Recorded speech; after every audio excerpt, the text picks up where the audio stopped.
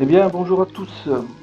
Depuis 1989, le nom de Bob Lazar, de son vrai nom Robert Scott Lazar, est associé à la très secrète base militaire de la zone 51 dans le désert du Nevada aux USA. Lazar prétend y avoir travaillé entre 1988 et 89 sur des ovnis récupérés par l'armée américaine après la Seconde Guerre mondiale dans le secteur 4, un lac asséché près de la base qui, d'après lui, aurait été créé spécialement pour la recherche sur la rétro-ingénierie d'objets volants extraterrestres. Lazar fera des apparitions dans des émissions télévisées au fil des années, puis un film documentaire sortira en 2018 intitulé Bob Lazar, Zone 51 et soucoupe volante, dont on voit ici l'affiche. Le film diffuse des images d'archives de Lazar à l'époque où il se présentait comme un lanceur d'alerte sur les activités de la zone 51.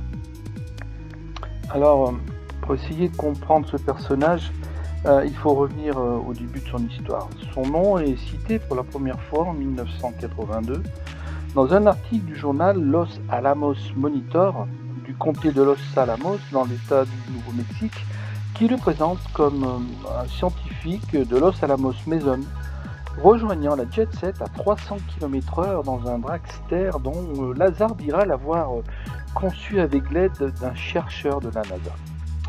L'engin avait été réalisé à partir d'un moteur de jet modifié puis adapté à la voiture. Le journal parlera de Bob Lazar comme d'un physicien travaillant au complexe du Laboratoire national à l'énergie de Los Alamos. C'est en 1989 qu'il apparaît pour la première fois sur une chaîne TV locale du Nevada aux USA, d'abord sous une forme de silhouette dans l'obscurité, disant s'appeler Denis, être physicien employé au secteur 4, près de la base 51, et travailler avec d'autres ingénieurs sur la rétro-ingénierie de vaisseaux extraterrestres que l'armée américaine aurait récupérés dans les années 1950. D'après lui, les extraterrestres qui auraient fabriqué ces appareils proviendraient du système solaire Zeta Reticuli, situé dans la constellation du Réticule à 39 années-lumière de notre planète.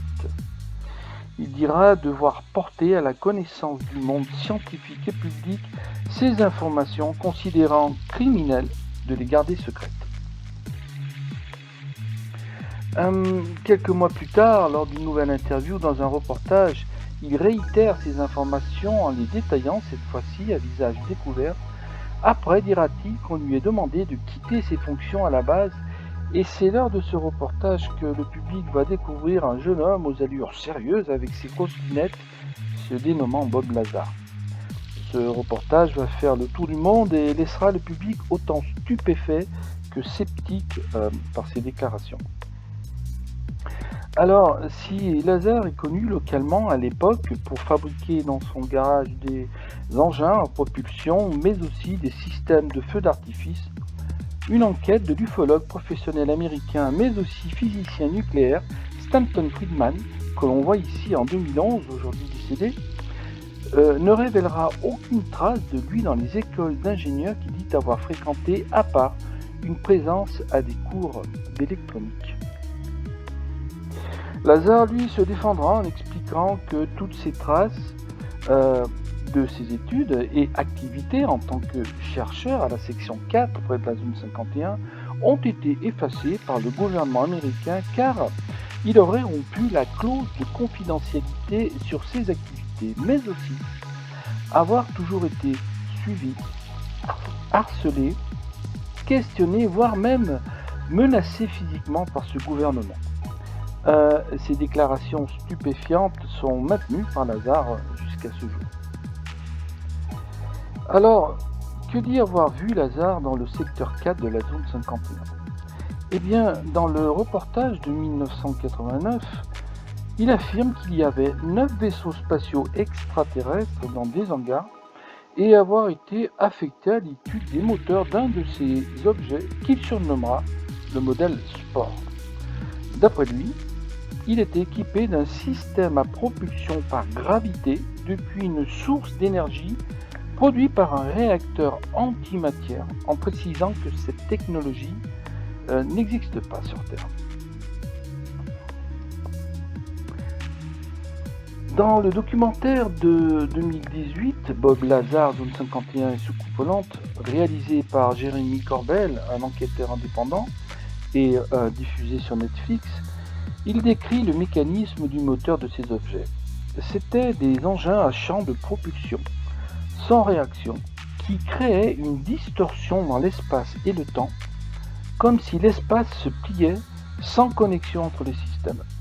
Il précisera que les réacteurs antimatière fonctionnaient avec l'élément radioactif 115, inconnu pour l'époque puisque découvert qu'en 2003 et, d'après lui, en 2015 sous une forme stable, ce qui, selon les physiciens, est impossible.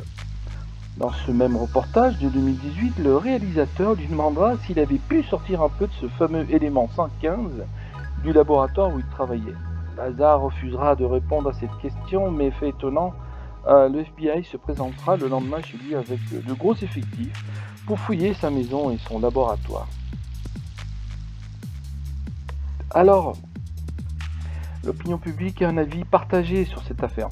Certains considèrent Lazar comme un imposteur qui aurait menti sur ses diplômes qu'il dit avoir obtenus au California Institute of Technology et au MIT, l'Institut de technologie du Massachusetts, ainsi que sur ses débuts professionnels en tant qu'ingénieur au Laboratoire national de l'énergie à Los Alamos, dont personne ne retrouve trace, et tout inventé afin de gagner de l'argent avec son histoire.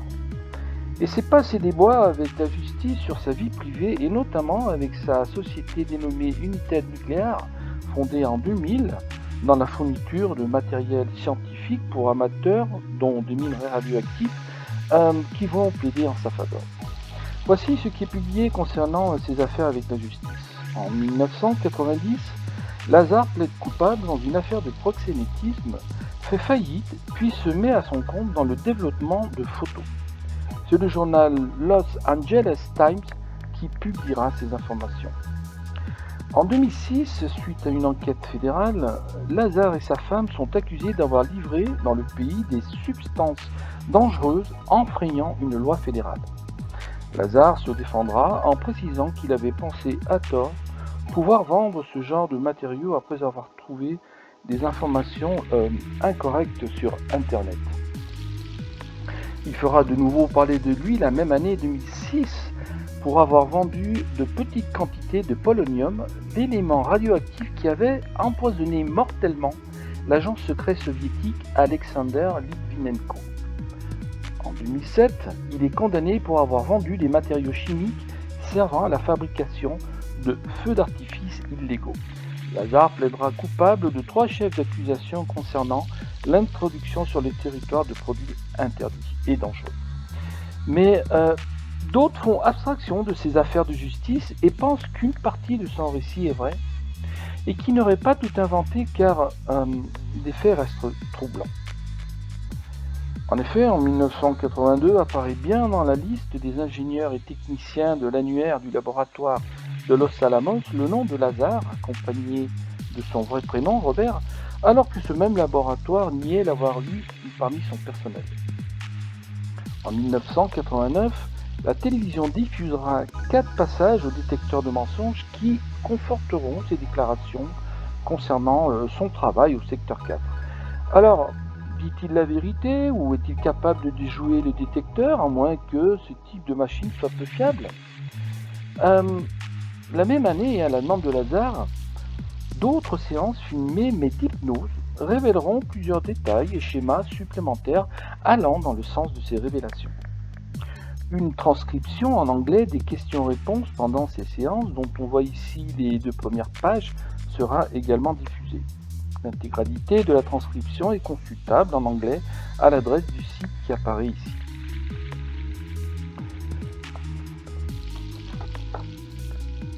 Il y a aussi ces documents fournis par Lazar qui prouveraient sa présence dans cette base. On peut voir ici son badge d'identification pour accéder au secteur 4 et un formulaire W2 du département du renseignement naval des États-Unis.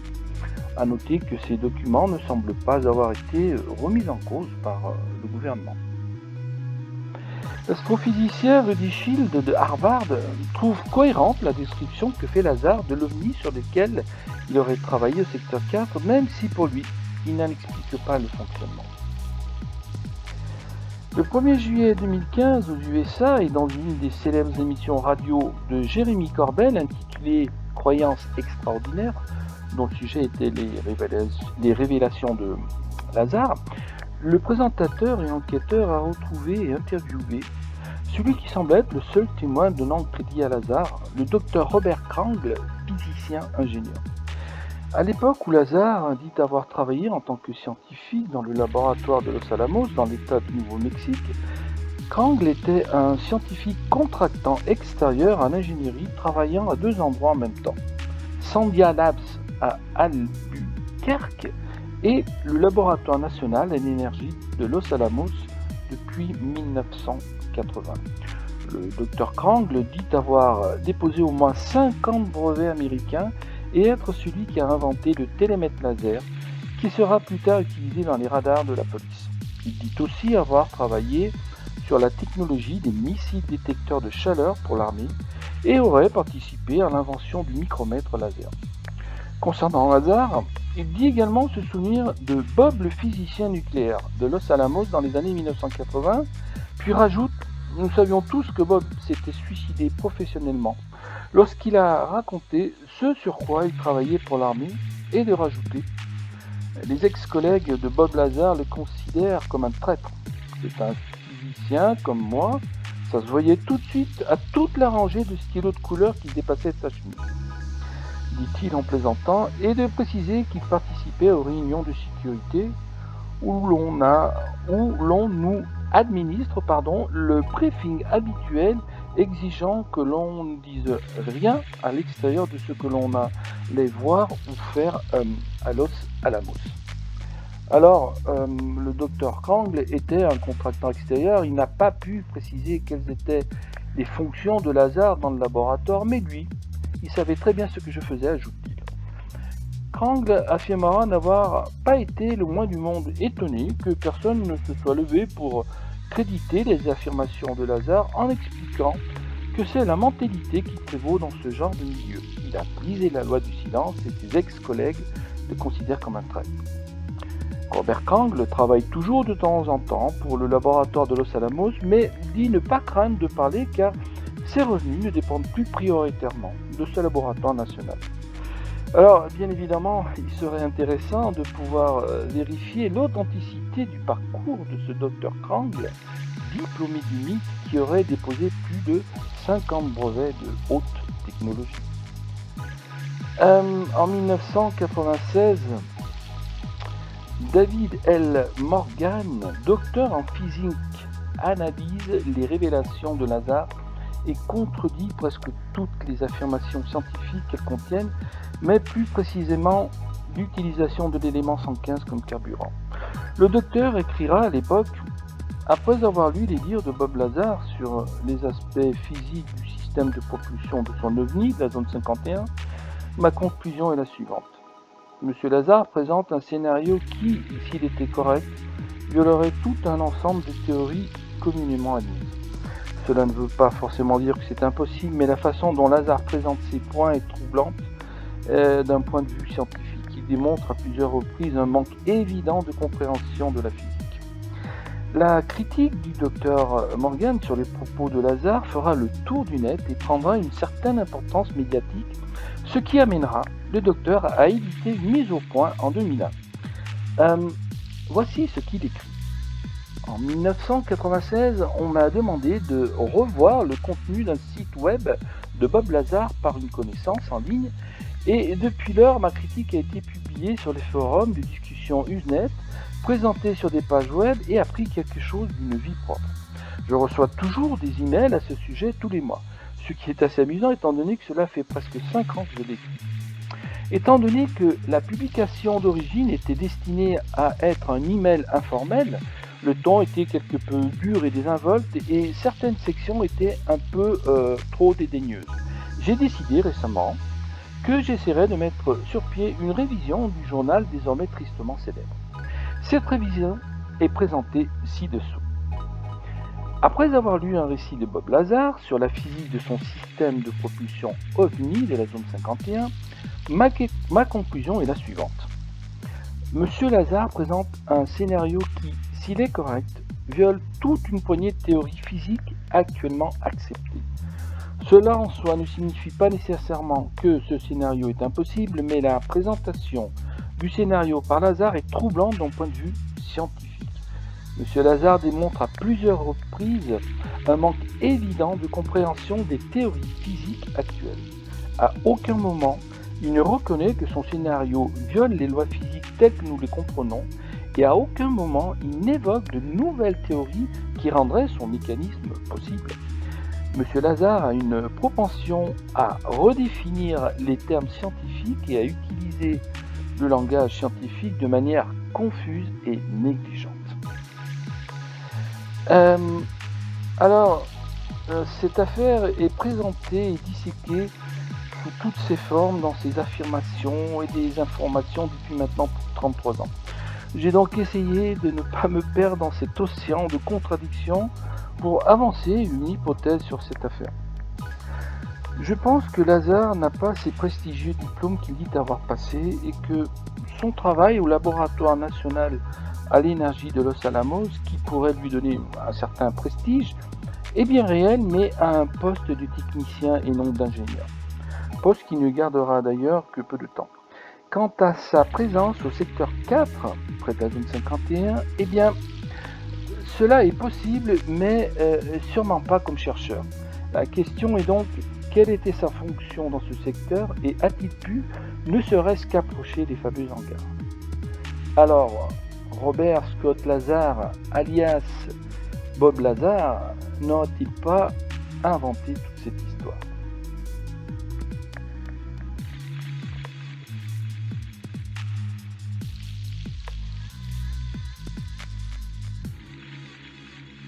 Eh bien, cette vidéo est terminée. Je vous dis à bientôt dans une prochaine.